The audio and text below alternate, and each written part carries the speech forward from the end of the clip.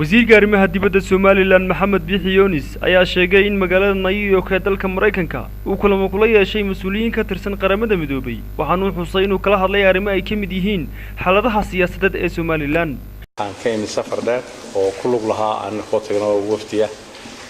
New York Mareykanka oo khaasatan u tagnaa aan la kulanay UN-ka iyo safaarado fara badan oo kuwa UN-ka u fadhiya kuwaasoo kala hadlaynay qadiyadda Somaliland muhiimada ugu weyn ah inaanu dhageysano waxaana laga qabo una sheegno Somaliland waxay u taagan tahay waxaanu qabanay oo ka dhaadhicino safarada iyo UN-ka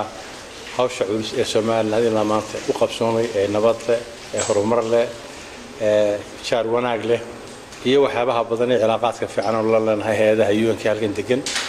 waxaan uga gudbay Canada oo aan la kulmay wasaaradda khaarijiga Kanadiyaanka sidaas si leeg hore ugu maanu tagin labada group ee imika noogu horeysay marka waxaan ayna uga waranay nabadda waddanka taala iyo Somaliland waxay u taagan tahay iyo sidaan iskaashi ula yeelanahay dawladda Canada oo iskaashigoodu aan halkan ugu badnayn. wasiirka oo galabta ku soo laabtay magaalada Hargeysa kadib safar qaatay muddo ku siman 3 toddobaad oo ugu maqnaa dalalka Mareykanka iyo Canada ayaa waxa kale oo uu sheegay in safarkiisaasi ugu soo maray dalka Kenya. shalayna waxa soo maray Kenya oo aan la kulmay wasiirka finance-ka Sufyaan Ahmed iyo state minister-ka Ahmed Shide